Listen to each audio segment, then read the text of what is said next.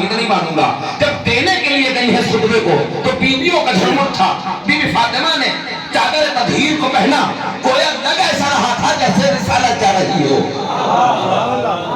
اندازے چلنے کا انداز یہ تھا کہ جیسے رسالت جا رہی ہو. تو اس لفظ کو یاد رکھیے گا, پہچانو دربار خلافت میں کہہ رہی ہے, پہچانو میں فاطمہ ہوں. اس لفظ کو یاد رکھیے گا. آئیے قرآن کی آیت کی طرف, سورہ تکاثر, الہاکم التکاثر حتی زرتم المقابر. یہ دو آیات میں نے آپ کے سامنے پڑھی. ترجمہ سیدھا سیدھا سنیے گا, اس کے بعد اس کی تشریح کریں گے. کیا ہے ترجمہ؟ تھوڑا سا اپنی سماعتوں کا ساتھ دے دیجیے گا تاکہ آگے آپ کو لفظ کوثر سمجھ میں آ جائے. بھائی ایک لفظ ہے کوثر اور ایک ہے تکاثر. اس کو اگر وضاحت کے ساتھ بیان کیا جائے تو بڑا وقت نکل جائے گا. یہ سمجھیے گا کہ کوثر نام ہے نور کا, تکاثر نام ہے اندھیرے کا. کوثر نام ہے ہدایت کا, تکاثر نام ہے بے راہی کا. کوثر نام ہے حقیقت الہی کا, تکاثر نام ہے گمراہی کا, جہالت کا, اندھیرے کا. اب سمجھ میں آیا کہ تکاثر اور کوثر کا مقابلہ نہیں ہے. کوثر اور تکاثر کا مقابلہ نہیں ہے.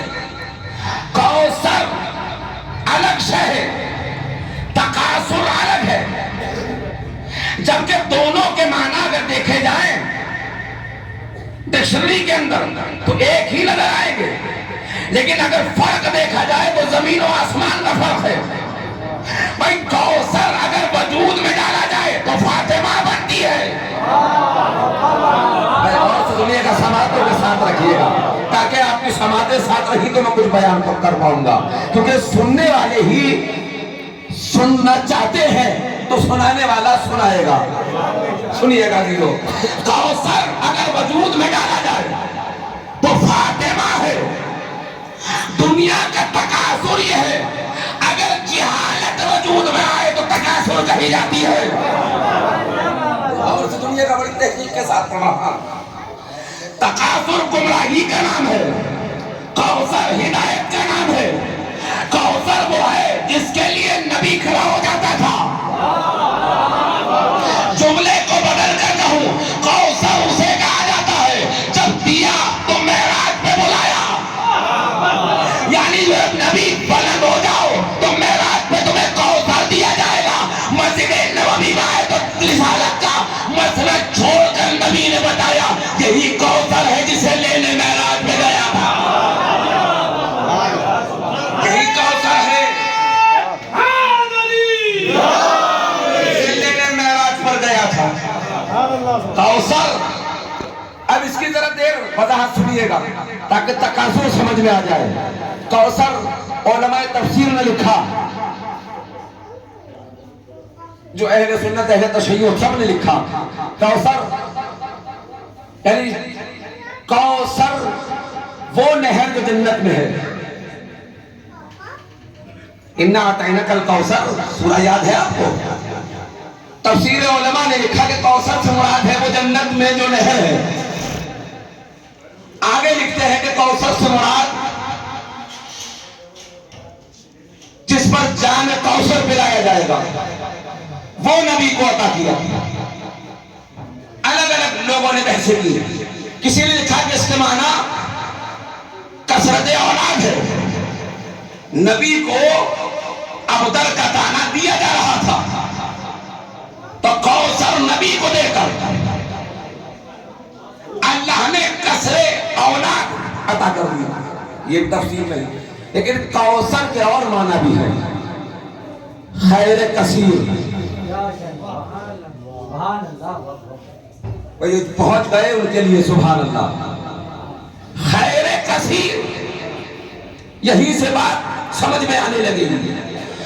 اولاد کی کثرت کو کوثر کہتے ہوں گے, لیکن خیر کثیر جہاں ہو وہیں کوثر کا وجود ہوتا ہے.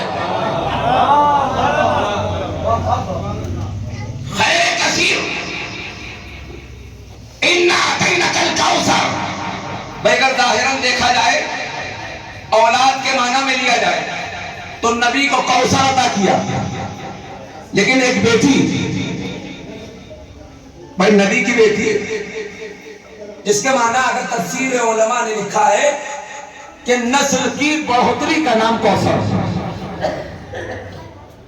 نسل کی بڑھوتری کا نام کوثر۔ لیکن اگر زمانے اور دنیا کے اعتبار سے دیکھا جائے تو کوثر اس معنی میں لیا جائے کہ اولاد کی کثرت کو کوثر کہا جاتا ہے۔ تو اگر ظاہراً دیکھا جائے تو نبی کی ایک بیٹی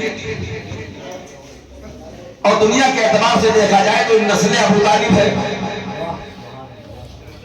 تو رسول کی نسل کیسے ہوئی؟ اور ایک بڑی بحث ہے، آپ کی خاموشی کبھی کبھی ڈرا دیتی ہے۔ بہرحال اس بحث میں نہیں جانا چاہتا، سیدھے سیدھے لفظوں میں بتانا چاہتا ہوں تاکہ فلسفہ بیان نہ ہو پائے۔ کوثر خیر کثیر کے معنی میں ہے۔ اب آئیے آیت کی طرف تاکہ آپ کی سماعتوں کا جو روزہ ہے وہ ٹوٹ جائے۔ هل ألهاكم التكاثر حتى زرتم المقابر۔ اب یہاں علماء تفسیر میں لکھا ہے الہاکم کے معنی یہ مادے سے نکلا ہے لہون کے، جس کے معنی ہے تماشا، کھیل تماشا۔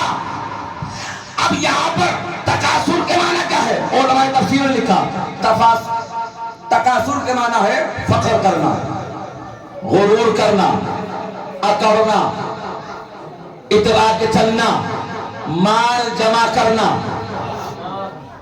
مال کو جمع کرنا۔ اور آگے رسول لکھتے ہیں، اب حدیث رسول سنیے گا، رسول نے فرمایا ابن آدم مالی مالی، ابن آدم کہتا ہے یہ میرا مال میرا مال۔ رسول فرماتے ہیں جو تو کھائے گا وہ تیرا مال، جو تو پہن رہا ہے وہ تیرا مال ہے۔ بھائی جو کھا لیا وہ اپنا، جو پہن لیا وہ اپنا۔ بھائی وضاحت کریں، کیا معلوم ایک نوالا کھانے کے بعد موت میں آ جائے؟ کیا معلوم جو لباس پہنا ہے موت کی آغوش میں چلے جاؤ؟ تو رسول کا فرماتے ہیں اے ابن آدم یہ مالی مالی کا نعرہ نہ دے، میرا مال میرا مال۔ اگر یہ نعرہ دے گا تو منافق کہلائے گا، کیونکہ جو کھایا وہ تیرا، جو پہنا وہ تیرا۔ تو یہی تو سمجھ آنے بی بی فاطمہ دربار میں آئی تھی، جو کھا رہے ہو غاصبی ہے، جو کھایا جا رہا ہے وہ غصب ہے۔ اب آگے سنیے گا، یہ لہون تماشے سے نکلا ہے۔ الہاکم التکاثر، غرور و تکبر کرنے والے، فخر و مباحت کرنے والے، اکڑنے والے تکاثر ہے۔ مال جمع کرنے والے، اولاد کی کثرت کو بتانے والے تکاثر ہیں۔ اب آئیے گا تفسیر کی طرف، الہاکم التکاثر حتی زرتم المقابر۔ اس کا شان نزول بتا دیں آپ کو، تاکہ اس سورہ کا شان نزول کے بتانے کے بعد آپ کو یہ سمجھ میں آ جائے کہ یہ کیا کہنا چاہ رہا ہے خدا۔ علماء تفسیر نے لکھا ہے کہ مکہ کے لوگ، جس میں بالخصوص اہل قریش کے دو گروہ ایسے تھے جو آپس میں ایک دوسرے پہ غرور کرتے تھے، اور اکثریت دور جہالت میں ایسی تھی جو اپنے مال اور اپنے خاندان کی تعداد پہ فخر کرتے تھے اور ان کی شان میں قصیدے پڑھتے تھے۔ حتیٰ کہ روایت کہتے ہیں کہ سہم نام کا شخص گزرا، یہ قبرستان لوگوں کو لے جاتا تھا اور لے جانے کے بعد وہاں پر قبریں گناتا تھا۔ قبرستان لے جاتا تھا اور قبروں کو گناتا تھا، یہ بھی میرے خاندان کی قبر ہے، یہ میرے دادا کی قبر ہے، یہ میرے پردادا کی قبر ہے۔